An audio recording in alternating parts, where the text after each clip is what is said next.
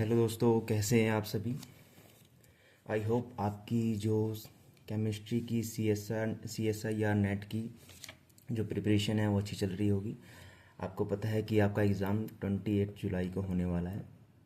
ठीक है, तो आप उस चीज़ के लिए आप अच्छे तरीके से प्रिपेयर कर रहे होंगे। तो आज मैंने ये वीडियो इसलिए बनानी चाहिए क्योंकि आजकल देख रहे हैं कि CSR नेट का जो पैटर्न है, जिसके क्वेश्चंस आ रहे हैं, वो काफ़ी अलग होते जा रहे हैं डे बाय। जैसे जैसे हमने दिया है, जैसे जून का दिया था लास्ट वाला, उसके बाद वो दिसंबर वाला दिया था, तो उनका जो पैटर्न है वो थोड़ा अलग लेवल में जा रहा है। ठीक है, वो जो रेफरेंस बुक्स हैं उनसे क्वेश्चन उठा रहा है। ठीक, तो उन रेफरेंस बुक्स के अंदर थोड़ी अलग अलग चीज़ें आ जाती है। जो हम टॉपिक पढ़ते हैं वैसा एग्ज़ाम्स के अंदर हमको देखने को नहीं मिलता है। ठीक है, थोड़ा सा उसके अलग मिलता है। जैसे 100 क्वेश्चन आएंगे तो आप ये समझ लो आजकल कि 60 क्वेश्चन मान के चलो कि आपके जो प्रीवियस PYQ के पैटर्न से आ जाएंगे, लेकिन जो 40 क्वेश्चन होंगे वो न्यू पैटर्न से आ रहे हैं। ठीक, हर चैप्टर के अंदर आपको देखने को मिलेंगे। ठीक है, आज हम उसी के बारे में डिस्कस करने वाले हैं।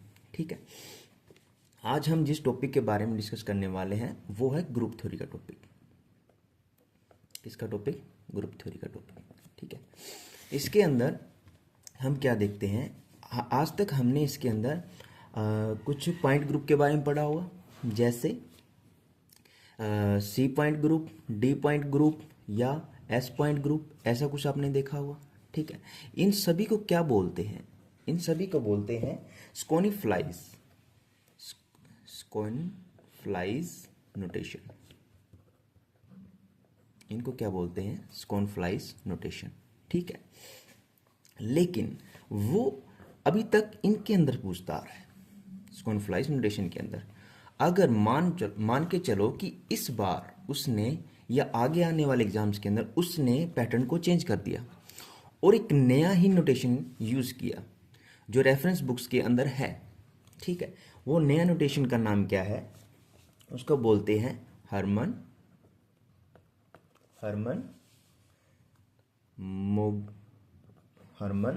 मोजिन नोटेशन। हर्मन मोजिन नोटेशन, वो इसका यूज़ करेगा। ठीक है, इसके अंदर क्या यूज़ होता है? इसके अंदर हमने देखा पॉइंट ग्रुप C, कैपिटल इनके वर्ड जो हमारे लिए अल्फ़ाबेट्स है वो C, D और S का यूज़ करते हैं। लेकिन हर्मन मोजिन नोटेशन के अंदर वो टू जो अपने अल्फ़ाबेट उनका यूज़ करता है। कौन कौन से? स्मॉल n और स्मॉल n। ठीक है, और साथ में क्या यूज़ करेगा? जो इनके साथ में यूज़ होते हैं, जैसे पॉइंट ग्रुप होता है ना, जैसे CN हो गया। ठीक है, और वो क्या होता है पॉइंट ग्रुप? इसके अंदर ही CNV भी होता है, CNH भी होता है। जैसे इसके अंदर क्या होता है? DNH होता है, DN पॉइंट ग्रुप होता है। और इसके अंदर और क्या होता है? SN वाले पॉइंट ग्रुप होते हैं, S वाले पॉइंट ग्रुप। इसके अंदर फिर थोड़ा सा चेंज आ जाता है।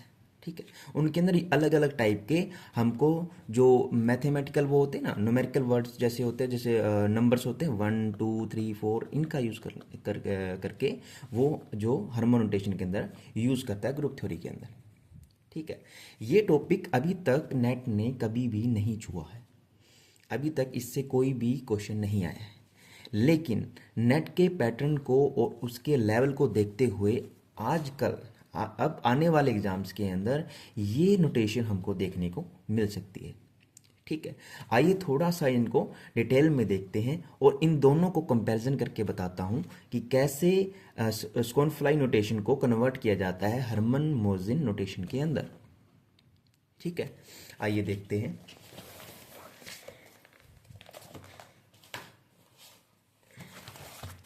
ये देखिए, इसके अंदर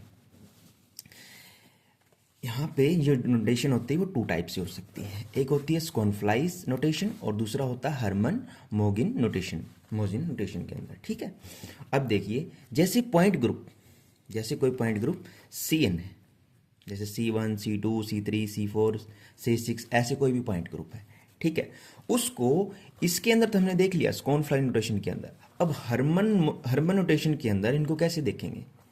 ठीक है। अब जो इसके अंदर जो हार्मोनाइजेशन होता है उसके अंदर क्या होता है, सिर्फ यहाँ पे तो सी एन की बात हुई, यहाँ पे सिर्फ एन को देखा जाएगा, इस एन को, एन, ठीक है। सी एन किसके बराबर होगा, एन के बराबर, और एन की वैल्यू क्या हो सकती है, 1 2 3 4 6, जैसे ये 3 है, C1 C2 C3 C4 C6, 1 2 3 4 6, इनको ऐसे लिखेंगे हम, सिंपल। आगे बताऊंगा, जैसे जैसे हम आगे देखते जाएंगे हमको सारा सारी जो समराइज्ड होती जाएंगी चीज़ें, और आपको पता लगेगा ओवरऑल कि क्या कहना चाह रहा हूँ, ठीक है। जैसे सी आई पॉइंट ग्रुप है, ठीक है, और सी एस पॉइंट ग्रुप है, S3 पॉइंट ग्रुप है, S4 S6। जैसे सी आई पॉइंट ग्रुप है उसको कैसे डिनोट करेंगे, एन बार से। अगर एन बार की वैल्यू 1 बार हुई, एन बार की वैल्यू 1 बार हुई तो ये किसको डिनोट करेगा, सी आई को, ठीक है। जैसे मैं आपको बता दूं, सी जैसे मैंने कहा सी आई को कैसे डिनोट करेंगे हम, 1 बार के साथ, और सी एस को कैसे डिनोट करेंगे हम, 2 बार के साथ, और S3 को किसके साथ डिनोट करेंगे, 3 बार के साथ, ठीक है। ऐसे डिनोट करेंगे, ये ऐसे मैंने बताया हुआ है। और जैसे सी एन पॉइंट ग्रुप है, सी एन पॉइंट ग्रुप है उसको कैसे डिनोट करेंगे हम, जैसे ये वाला है उसको कैसे नोट करेंगे, सिर्फ अगर C1 हुआ तो इसको कैसे करेंगे, एक के साथ लिखेंगे, और C2 हुआ उसको कैसे लिखेंगे, 2 के साथ, C3 हुआ तो किसको कैसे लिखेंगे, 3 के साथ, ठीक है। ऐसे हम इनको लिखेंगे, ठीक। इनको ना उतार लेना ऐसे कैसे, जब मैं ये जो वीडियो हो उसको कंप्लीट कर दूं, आप इसको पूरे के पूरे जो पूरा पेज है उसको मैं आपको दिखा दूंगा अच्छे तरीके से, और आप उसको एज इट इज़ या तो स्क्रीनशॉट ले लेना या उसको कॉपी के अंदर उतार लेना, ये कभी भी चीज़ें आ सकती हैं, ठीक है। अब और क्या है, और है ये देखो DN। अब DN को कैसे लिखेंगे, अगर DN के अंदर n इवन हुआ, DN के अंदर n इवन हुआ तो कंडीशन क्या रहेगी, इसको कैसे लिखेंगे, n22 के साथ, n22 के साथ मतलब देखो ऐसे DN और n हुआ इवन, ठीक है। तो कैसे लिखेंगे, इसके अंदर 22 जो है, ये 22 जो है ये दोनों क्या है, फिक्स है, ये दोनों के दोनों क्या होते हैं, फिक्स होते हैं, ठीक है। ये आएंगे साथ में, तो देखो n इवन जो n की वैल्यू है, जो n की वैल्यू है वो यहाँ पे रखेंगे 2 और साथ में 2 2, ऐसे बनेगा। इसका कहने का मतलब ये है, ठीक है, अगर n क्या हुआ, इवन हुआ, ठीक। तो हमने क्या लिखा, 2 2 2। अगर ये होता D4, अगर ये होता D4 तो कैसे लिखेंगे, 4 2 2, ठीक है, ऐसे लिखेंगे। इसके अंदर 2 2 क्या है, फिक्स है, ठीक है। इसके अंदर जो n है, जैसे मैंने कहा कि DN, इसके अंदर n22, या DN को n22 लिख सकते हैं, तो इसके अंदर ये n क्या है, ये n है, ये किसको डिनोट करता है, प्रिंसिपल एक्सिस को, प्रिंसिपल एक्सिस को डिनोट करता है। और इसके अंदर जो ये चीज़ें दी हुई हैं, ठीक है, जैसे ये चीज़ें दी हुई हैं, ये इसको ये क्या बताती हैं, ये प्लेन्स को बताती है, कैसा, ये कौन से प्लेन को बताती है, 2 वर्टिकल प्लेन्स को, 2 वर्टिकल प्लेन्स को, ठीक है, 2 वर्टिकल प्लेन्स को ये चीज़ें बताती है। अब आइए अगले नेक्स्ट पॉइंट ग्रुप के अंदर DN अगर n ओड हो तब कैसे लिखेंगे, तब वहां पे 2 2 फिक्स था, अब यहाँ पे सिर्फ सिंगल 2 फिक्स होगा, ठीक। और n की वैल्यू क्या है, ओड, यहाँ पे चलेगी क्या, 1 3 5 7 ऐसे चलेगी, ठीक है। जैसे 3 2 लिखा जाएगा, 5 2 लिखा जाएगा, 7 2 लिखा जाएगा, ऐसे लिखेंगे, ठीक है। अब आते हैं पॉइंट ग्रुप CNV के ऊपर, ठीक है। इसमें 2 पॉइंट ग्रुप होते हैं, एक होता है CNV और दूसरा क्या होता है, CNH, ठीक है। CNV और CNH, और उसके अंदर भी n की वैल्यू क्या क्या हो सकती है, एक n की वैल्यू इवन हो सकती है और एक n की वैल्यू क्या हो सकती है, ओड हो सकती है। दोनों को देखते हैं। जब जैसे n की वैल्यू जब इवन होगी तो क्या यूज करेंगे, NMM। इसके अंदर क्या था, 2 2 फिक्स था, इसके अंदर क्या फिक्स होगा, MM फिक्स होगा, ठीक है। इसके अंदर क्या होगा, MM फिक्स होगा। देखिए कैसे n की वैल्यू इवन हुई, जैसे C2V, ठीक है, तो n की वैल्यू क्या है, 2, तो लिखा हमने 2mm। अगर 4 होती है क्या लिखेंगे, 4mm, सिंपल सी बात है, ठीक है। अब आगे चलते हैं। अब देखो CNV, अगर n हुआ ओड, तो वहां पे यहाँ पे डबल MM आ रहा था, यहाँ पे क्या आएगा, सिंगल एम, वही सेम कंसेप्ट। उसके अंदर बस वैल्यू जो 2 2 फिक्स कर दी थी, इसके अंदर MM फिक्स, इवन के लिए 2 कर दी थी और इसके अंदर इवन के लिए mm फिक्स कर दी, और ओड के लिए यहाँ पे 2 फिक्स कर दिया और यहाँ पे क्या कर दिया, सिंगल m फिक्स कर दिया। ठीक है, जैसे C3V, इसको क्या लिखेंगे 3m। ठीक है, इतना आसान चीज़ है, इतना कोई टफ चीज़ नहीं है इसके अंदर। ठीक है, ये आसान चीज़ है, आपको सिर्फ इसको ढंग से देखना है, बस थोड़ा समझना है इसको। एक बार समझोगे और उसको नोट कर लोगे, एक बार और रिवाइज कर लेना, आ जाएगा। इतनी कोई बड़ी बात नहीं है इसके अंदर। ठीक है, ये आसान है इसलिए वो दे सकता है, मैं से बोल रहा हूँ। अगर ये बिल्कुल चीज़ टफ होती ना तो मैं नहीं कहता कि ये करना। ठीक है, ये आसान चीज़ है, ये कन्वर्ट होके ऐसे हम लिख सकते हैं, ये आसान चीज़ है इसलिए वो दे सकता है। इसलिए मैं बोल रहा हूँ कि ये कभी ना कभी आपके एग्जाम में आ सकती है। ठीक है, अब देखो CNH पॉइंट ग्रुप, अगर n की वैल्यू इवन हुई तो क्या आएगा, n पॉन में m। जैसे इसे बता दूं मैं, वही सेम क्या है ये CNH। अगर n की वैल्यू क्या हुई, इवन, तो हम उसको कैसे लिख सकते हैं, n/m। ठीक है, n की वैल्यू इवन, जैसे 2 वैल्यू हुई तो इसको कैसे लिखेंगे हम, 2/m। सिंपल से, इसमें बाय में जब भी h आएगा तो मतलब कि बाय में आ जाएंगे चीज़ें, क्या आएंगी बाय में। और जब भी NV आएगा, V मतलब मल्टीप्लाई करेंगे चीज़ें, जैसे NM हो गया, NMM हो गया। ठीक है, वैसे और जब H आ जाएगा तो M जाएगा वहाँ पे बाय में। ठीक है, इतनी चीज़ समझ में। अब आगे देखते हैं अब आ गया पॉइंट ग्रुप DNH। कौन सा पॉइंट ग्रुप, DNH। n की वैल्यू क्या, इवन,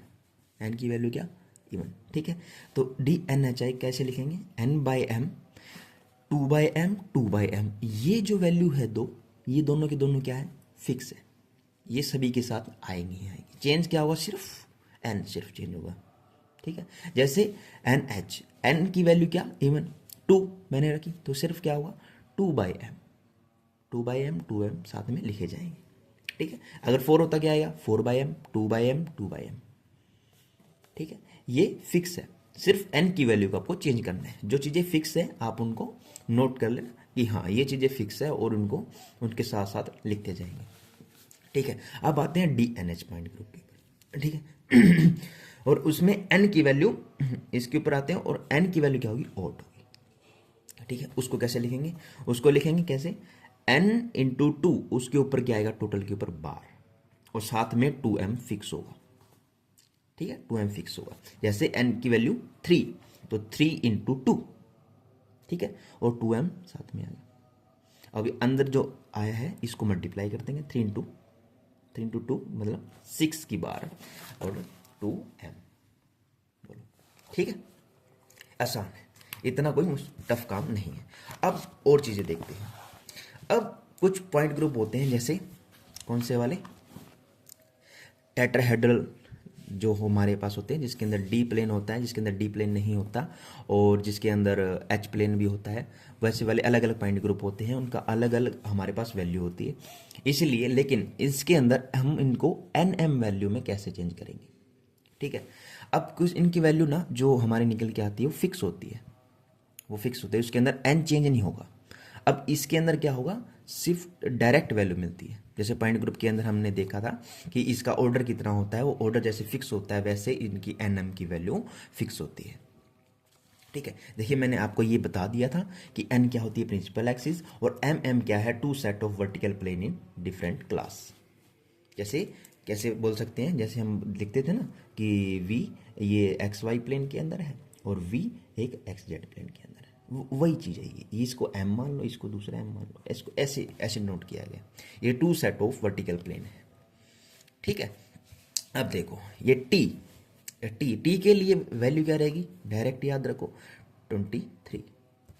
ठीक है, या इसको बोलना 23 ज़्यादा सही रहेगा, 23 बोलना नहीं 23, क्योंकि यहाँ पे NM होते हैं ना, जैसे वैसे वैल्यू दी गई है ये, इसलिए 23। टेट्राहेड्रल ये जब डी प्लेन होगा तब उसके अंदर क्या इसकी वैल्यू होगी, इसकी होगी 4 बार और 3m। ठीक है, और TH जब जो उसका प्लेन H हो तब उसकी वैल्यू क्या होगी, 2/m 3 का बार। और जब O हो विदाउट H प्लेन के साथ, ऑक्टाहेड्रल हो विदाउट H प्लेन के साथ, तो क्या आएगी 4 3 2। और जब ओ एच हो और जो एच प्लेन साथ में हो, ऑक्टाइडल हो और एच प्लेन साथ में हो, तो क्या आएगा 4/m, 3 का बार और 2/m। ठीक है, तो ये सारी की सारी मैंने क्या करवा दिया आपको, हरमन मोंजिन नोटेशन का आपको एक एक बार सारी चीज़ें मैंने करवा दी। ठीक है, और धीरे धीरे आप अगर इनको पढ़ते जाओगे, धीरे धीरे आप इनको एक बार समझोगे, एक बार और रिवाइज करोगे, तो आपको आसानी से आनी स्टार्ट हो जाएगी। ठीक है, तो यहाँ पे मैं अपनी वीडियो को जो एंड करता हूँ, और आप मुझे कमेंट में जरूर बताना कि ये आपको जो मैंने इंफॉर्मेशन प्रोवाइड की है वो आपके लिए हेल्पफुल है या नहीं है। हेल्पफुल तो चलो तब पता चलेगा जब ये एग्ज़ाम में आएंगे, लेकिन आपको पहले ये चीज़ें पता होनी चाहिए, क्योंकि अगर आपको पता होगा तभी तो आप एग्ज़ाम में कर पाओगे। ठीक है, तो कमेंट में ज़रूर बताना ये आपको वीडियो कैसी लगी, और इस जो चैनल है इसको सब्सक्राइब कर देना, लाइक कर देना और इसको शेयर कर देना। ठीक है, थैंक यू।